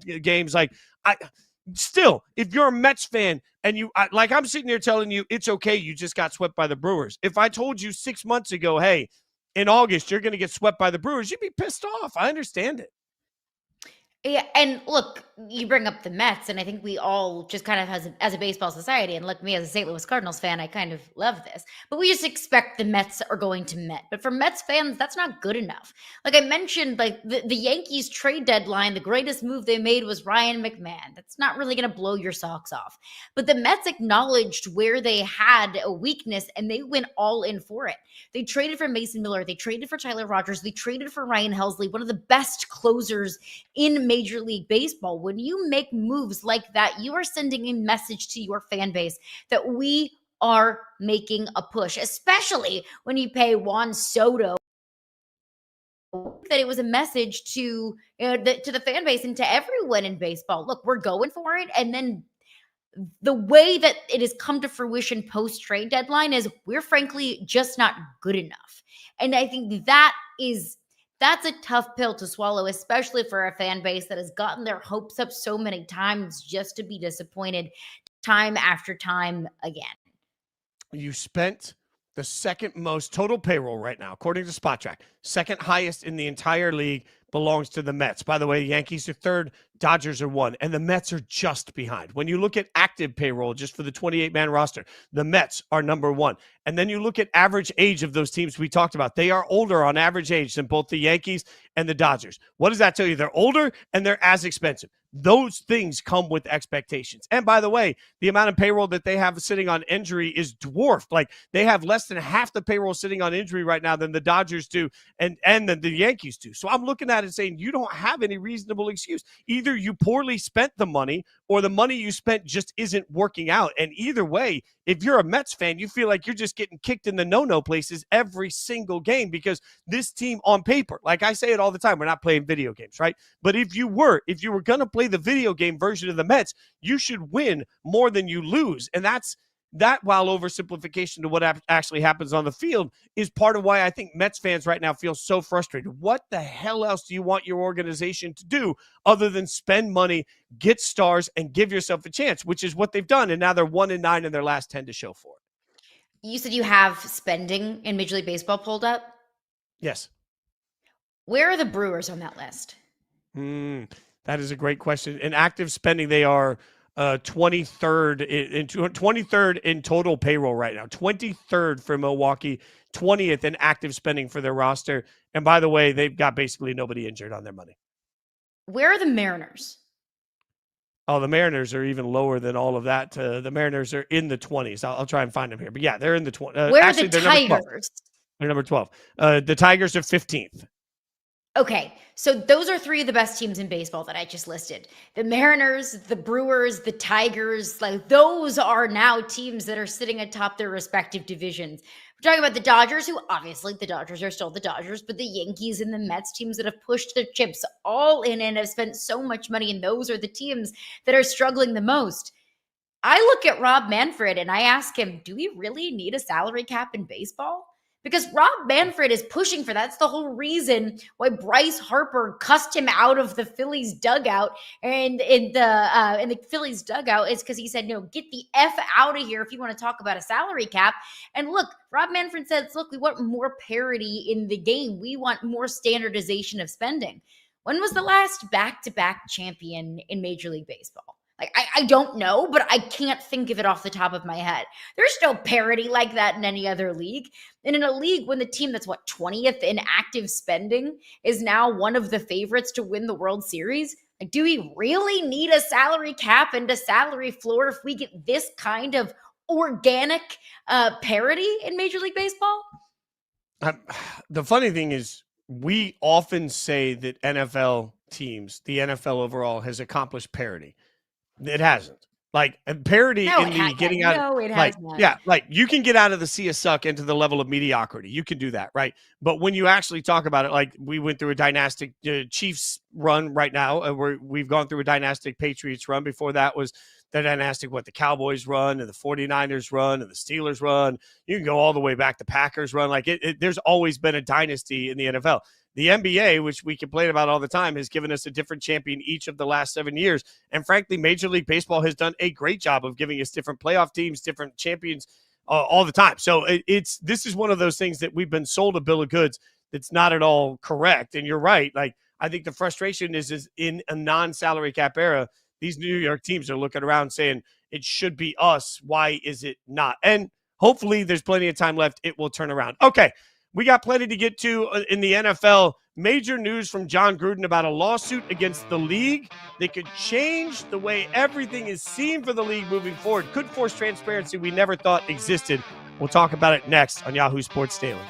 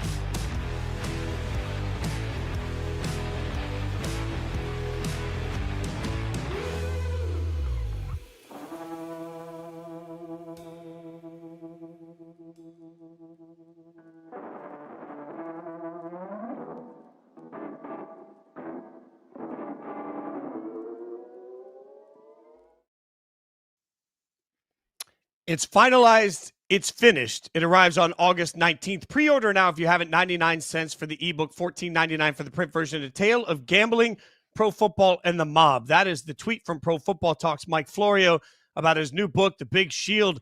Florio joins us right now on Yahoo Sports Daily. She's Caroline Fenton. I'm Jason Fitz. Mike, I grew up in Vegas as a kid, so I grew up in a mob era around the. I'm old enough that I grew up in mobs around casinos. I'm interested in why write this book. Well, I grew up in a small town where the mob was prevalent. My dad was a bookie that was tied to the mob, so we have that in common. And this book is set partially in Las Vegas. It's been a concern of mine ever since the U.S. Supreme Court opened the floodgates for state-by-state legalized sports betting in 2018 that the prevalence of inside information could create a problem for professional football. And the league in Big Shield is completely fictional, not the NFL. If you want to imagine that the team in Las Vegas is the Raiders, I can't really stop you. But for legal reasons, it's not the Raiders. But it begins with the premise of a third-string quarterback who provides inside information to the mob before and during games, and it goes from there. And it's intended to be a cautionary tale for professional athletes generally about avoiding this kind of stuff. The NFL on the surface will probably hate the book, but deep down they should love it because it should scare players away from this kind of thing if they actually read it. And they can get it for only 99 cents. It's one of the dumbest business decisions I've ever made to make it available in ebook for 99 cents. I can't wait to check it out. As an avid ebook reader, I appreciate that. And I'm so excited to take a deep dive into your book and appreciate you for joining us. On the topic of Vegas, a whole lot of talk about Las Vegas and the Las Vegas Raiders recently, a story that you were one of the first on, Jon Gruden's lawsuit against the NFL. Just to set the scene, what do you know? What's the important things? Give us the spark notes about this case and what it could potentially mean, not just for Gruden, but for the NFL as well. Well, the NFL has a longstanding practice of taking any case that is brought against it and initially looking for a way to force it into arbitration. And the league uses a unique type of arbitration.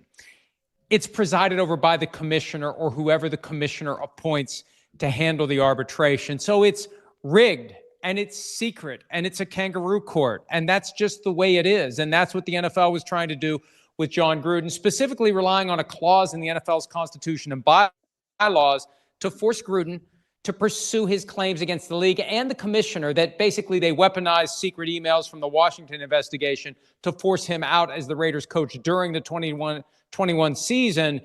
The goal was to put that in arbitration. Initially, Gruden won. The Nevada Supreme Court, a 3-judge panel, found for the league.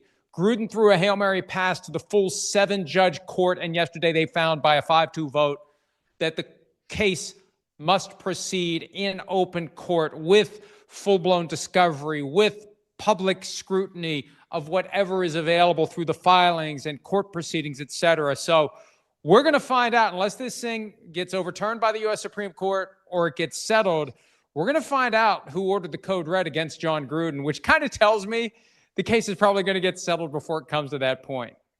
That's the interesting part to me, Mike, because the people I've talked to that seem to know a little bit about this have talked a lot about Jon Gruden really not wanting to settle. He wants to protect his reputation through all of this. So in your mind, now that we've gotten to this point, is settlement really still an option?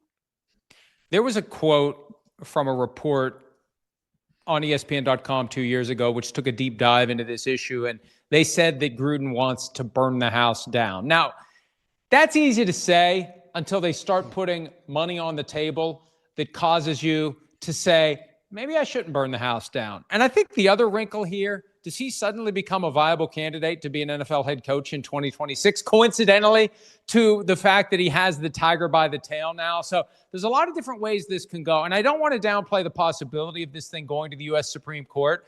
The NFL tried to do that when it was sued over the relocation of the Rams several years ago. They tried to go to the U.S. Supreme Court and get a ruling that the case had to go to arbitration. So I think the league, which has been quiet so far, will eventually try its own Hail Mary pass. But, there's something to be said for these things happening in open court where sunlight will shine, where we will know what's happening. Because at the end of the day, regardless of how you feel about Gruden, regardless of what you think happened or didn't happen, he was taken out 5 games into the 2021 season. Someone undermined the integrity of the entire season by targeting Gruden and taking him out during the season. Could have happened before, could have happened after. And I just think from that perspective, we all have a right to know how it went down and who it was that leaked those emails that resulted in Gruden no longer being coach of the Raiders. There's no doubt about that. And look, I'm of the belief that everyone has a price. Jon Gruden might not want to settle, but there might be a certain dollar amount where he says, yeah, you know what, that sounds pretty great. Let's say he doesn't. Jon Gruden isn't necessarily hurting for cash at this point in his life and his career. If he doesn't have a price and some of these things do come to light and he does have his day in court, obviously you don't know and I don't know what might be locked behind some NFL files. But how damaging could this be to a league that feels impenetrable? Well, we have to look at the context here. There was an investigation that was conducted into the Washington Football Organization that resulted in the accumulation of hundreds of thousands of pages of emails. A small handful of those emails were harvested and specifically selected by someone to be used against Jon Gruden. There weren't many people that had access to those emails. So we will find out who had access to those emails. And whoever it was, depending upon who it was, once we find that out, that will depend and that will determine the damage that's done. Was it the commissioner? We don't know. Was it Daniel Snyder? We don't know. But again, there aren't many people that had access to these emails. And that's the first question. That's the most important question. And the NFL will probably go kicking and screaming, trying to keep anyone from knowing the answer to that question. Who was it that sent the emails first to the Wall Street Journal, and then when that didn't take Gruden out, to the New York Times on a Monday, and then by Monday night, he was gone? Are you surprised at some level that information has never made? They've managed to keep, like, keeping secrets in today's society is impossible, Mike. Are you surprised that we haven't gotten that information somehow, some way through some reporting? Well, yes and no, because when the NFL wants to keep a secret, the NFL does a pretty good job of keeping a secret. Pablo Torre and I collaborated on a collusion ruling that was issued against the NFL in a case brought by the NFLPA. And even though the NFL won, there's some stuff in there that was not good for the NFL. That was under wraps for more than 5 months until Pablo and I decided we were going to get to the bottom of it. And frankly, we are already talking about joining forces again to find out who leaked the emails in this case before it's known within the context of any official court proceeding. And look, whether we do or whether we don't, whether we get to the bottom of it, who knows? But what the hell? Let's give it a try and see if we can find out. And at the end of the day, that's what this is about. That's what journalism is. And it takes work and it can be a pain in the butt, but you're trying to get to the truths that are hidden. It's very easy to dabble in the transactional stuff and report that someone's going to be signed 5 minutes before the team announces it. The hard stuff is getting to the stuff they don't want us to know. They clearly don't want us to know this, and they've managed for nearly 4 years to keep us from finding out. Do you feel as if, and you and Pablo Torre's reporting was fantastic on, the potential collusion that went on behind closed doors, that story combined with this Jon Gruden story, do you think there's a growing level of distrust in the National Football League?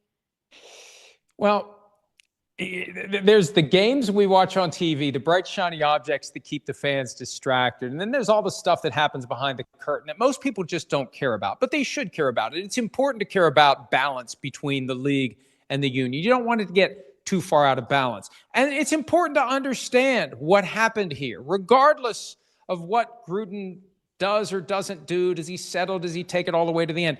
Somebody targeted the coach of one of the 32 franchises to be fired during the season when they had the information in June and they could have handled it before the season started, or they could have waited until the season was over. The integrity, and we hear all the time, the integrity of the game, it's so important. Well, why in the hell did somebody undermine the integrity of an entire season by taking out one of the 32 coaches? So that part is important. And we try to get people to understand why it's important. And we try to distract them from the distractions that come, especially during football season, almost every day of the week, right? There's a controversy on a Tuesday. Oh, we got a game on Thursday. We'll forget about it by Friday. There's a controversy on Friday. We'll forget about it by Sunday. And that's the thing. During the season, it's impossible to get fans to focus on these issues because there's always the next game that everyone is anticipating. You mentioned a couple of times what it did to that season. Mark Davis has never shied away from feeling like the rug was pulled out from the Raiders and him during that season. So knowing that this is Jon Gruden versus the NFL, which obviously impacts the Raiders, how do they play this entire situation out? Well, I think Mark Davis is a very interested observer in all of this. I don't know whether he'll be called to testify. Presumably he will be, because he could have rejected the offer by Jon Gruden to resign. He could have doubled down and said, I'm keeping my coach. I'm not going to be strong-armed into getting rid of him. He may have some important information. And will he break ranks with his partners? Will he break ranks with the league office? But he'll mention from time to time what happened to Gruden, what happened to the team. Look, with Rich Bisaccia as the interim coach, they went to the playoffs.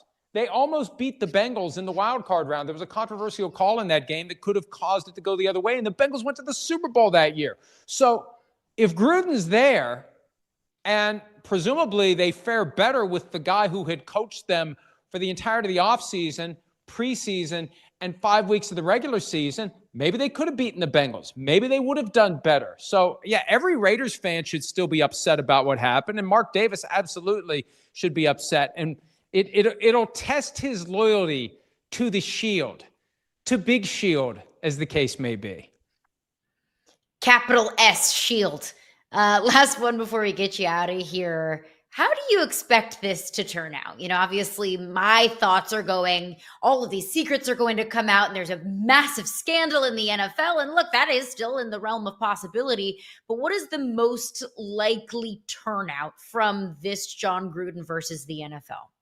Well, really, the first question is, do they take it to the U.S. Supreme Court, and what happens there? There are some fascinating political wrinkles that apply here that we don't have time to get into. But if and when they face discovery, I think Jon Gruden is made an offer that he will be unable to justify refusing, because it'll be the kind of money that you just don't say no to. And who knows, maybe Jon Gruden goes from being persona non grata to head coach of an NFL team, coincidentally, when the 2026 hiring cycle rolls around.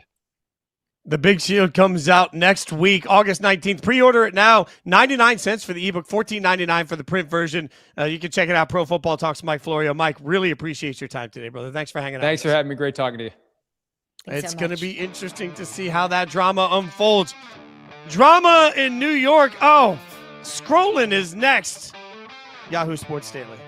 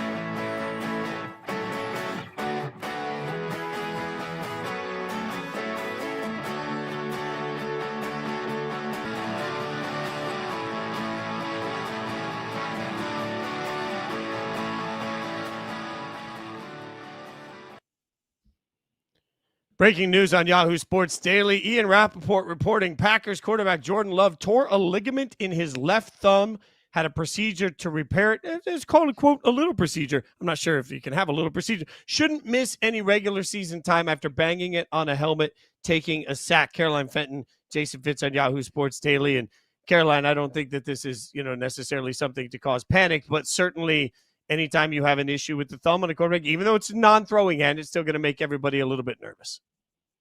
Of course, and a quote little procedure makes me laugh a little bit. Like just a teeny tiny little procedure, just as a treat. Like you don't want to hear this at all from your starting quarterback. The positive news is it is his left thumb. It is not his throwing thumb. That doesn't mean that you don't still use your left hand as a quarterback. It is obviously something that we'll need to follow. It's another question that I have about how important is training camp? How important are these preseason reps? If Jordan Love isn't able to get them and then he's back out there week one, are we going to see a little bit of a ramping up period? Are we going to see, some time where he's a little bit rusty? Perhaps, obviously, something to monitor here, but I don't think it's panic time in Green Bay just based off of this reporting. Well, we're not going to panic. We're going to have some fun. Rather than we're going to veer things over. We are going to set the table. It's time to get everybody caught up on some of what's going to happen over the course of the weekend, over the course of the night, I should say. And we've got the Little League World Series coming up right around the corner. So set the table a little bit for you on that. Little League World Series got a bunch of storylines in it. Clarendon Hills won the Great Lakes Regional this year. Now they make their first ever Little League World Series. That's awesome. No Illinois team, shockingly, has ever won the tournament. Caroline, that's a little nugget for you there. So see what they can do. I'll give you another nugget. You ready for another nugget on this one? I'm always ready for a nugget. Eagles. Look at this. Glenmore Eagles on fire. Glenmore Eagles have won 14 straight. All right. That's amazing. And the Glenmore Eagles have the shortest trip to Williamsport. They only have to go 160 miles. So I feel like the crowd's going to be rocking. Like there's going to be more signs for them. People are going to be out there. That's going to be a good one. I'll give you yet another nugget. Watch out for the Eagles. How much travel fatigue exists for 12-year-olds? When we get to the last team, you'll regret asking that question because it's big. Let me go next to South Dakota. South Dakota never won the Little League World Series, but Sioux Falls is getting their second straight shot at it. So it's rare to get back-to-back. Sioux Falls going in for the second straight time. So a little bit of South Dakota. By the way, when I was a little kid, I used to go to Wall Drug all the time in South Dakota. So shout out to Wall, South Dakota. Nobody ever needed that. And now your travel question. Ready for this one? Summerlin South is trying to become the first team from Nevada to win the Little League World Series, but they're the third straight team from Southern Nevada to represent the mountain region. So that's a long flight. Right. Long flight. Got to go from Southern Nevada all the way to Williamsport. Hey, get yourself a juice box and a granola bar and get out there. Go get him, Nevada. I don't know why you went juice box and granola bar, but just make kids get up and stretch, walk around the flight a little bit, make sure that you keep the circulation going. When you're older, you'll be glad that you did. Your circulation is just fine. I mean, my circulation and my joint pain, now that's a different story. But when you're, 11 years old, get out there, go to your pizza party, go enjoy it, go have fun. But the pure joy of the Little League World Series always gives me some warm what's the longest flight Caroline Fenton's ever been on? The longest flight I have ever been on, probably JFK to Barcelona. Okay. It's a 9-hour flight. Good. That's nice. Yeah. That's fine. Yeah. I've done humble brag. I've done Japan twice and Australia 3 times. And each of those was in the range of 20 to 25 hours. So it's that's the compression socks. Okay, yeah. No, I have too much pride to wear compression socks, so I just end up with swollen feet. That's the information you didn't need. Right, exactly, 100%. From the information you didn't need to the information you do. Let's go scrolling. They see me scrolling with my homies. It just happens every time. The best of social media that is out there, scrolling with the homies. I'm not sure we can afford the rights on that. Okay. Paige Beckers extends her double-digit scoring streak to 25 games. It's the longest active streak in the WNBA. Absolute epic from the number 1 overall pick in the WNBA draft. I just like to remind people that this, as every single year, more and more of these young stars come in, the talent level is just absolutely exploding. Paige is not a star. She is a superstar, and Dallas is lucky to have her, even if they're not winning a bunch of games with her yet. Look, Paige is as advertised. And that was the Wings' entire philosophy going into the season is, hey, it's going to take time. And we're not going to see Paige Becker's pay off early. And look, they didn't. The Wings really struggled and they continue to struggle. But if Paige Becker's continues this trajectory she's on, then absolutely she and this team will be dangerous moving forward. But Fitz, I hate to do this. I got engaged 7 months ago, but I might already have to ask for a ring upgrade. Might have to ask for a Ronaldo type of ring. I mean, my goodness, this ring. Congratulations to Cristiano Ronaldo and Georgina, his long-term girlfriend, Georgina Rodriguez. They just announced their engagement. I have to ask how you keep your finger up when you are carrying real estate like that. My goodness, that's not a rock, that's a boulder. That's a boat. She's got a yacht on her hand at that point. Like that is, I don't even know what to do with that. And like this That's a upgrading glacier. of rings, like I don't know. I don't know who came up with the rule that it's supposed to be 3 months salary, but even for Ronaldo, that looks like more than 3 months salary. I'm just saying that's beefy. And I respect it. I would be more likely to get the cubic zirconia version of it. Like give me the fake diamond and make it look beefy. I don't know. I just don't even know what to do with the ring. Size matters is what Fitz is saying. Yeah, I am saying, oh my God, absolutely. Speaking of weddings gone wrong, I don't know how I feel about that. Look, saved the ring. That's what I'm talking about. Look at that. That is when you talk about needing somebody up there with you, your best man, to do what the next guy or girl won't do. Right there, oh my God, just the amount of rock burn he's got on his back and still came up with the ring. That's MVP effort. I mean, hey, they probably have scrapes and bumps and bruises on the backs of their legs, but when they say put your loved ones in your village around you on the biggest day of your life, this is what they mean when they say that. Somebody who's willing to risk it all for the ring. And you can't be all willy-nilly with the ring. You can't have lotion on the hands. They can't be slippery. You can be eating, a thing of popcorn before you do your wedding. You got to have very dry fingers to avoid slip-ups like that, because yikes. Superstar, global superstar, icon, most famous person in the world is hitting the podcast sphere. Taylor Swift will join Travis Kelce's New Heights podcast next. Fitz, over under on this being the most listened to podcast of all time. Oh, no, it's absolutely 1,000% going to happen. They're going to set record. Look, Kelsey was famous pre-T Swift, but post-T Swift, like now we're talking commercials and pods and just a level of fame that you can't even imagine. And by the way, all of this is part of her promotion that she's releasing her 12th record, which was announced on 8/12 at 12:12 a.m. Like all of the 12s were in here. Congratulations to Taylor Swift. Humble brag, but one of my good friends is her drummer, and Taylor's an amazing human being. So like, I love this for Kelsey. I love this for music people. Like, it's so hard to stay relevant for Taylor to be 12 records in and still have everybody care this way. Like in pop, that is just such a landmark achievement. And she is just she's a good person and good things come her way. And I love when good things happen to good people. And I love that they seem like such a sweet, cute little couple, an unsuspecting couple, but I'm happy for them both. And I'm happy for the Swifties out there who get their refreshed T-Swift content. Oh, but look at Violet. Oh, are we digging this? Violet? What I Violet is love her.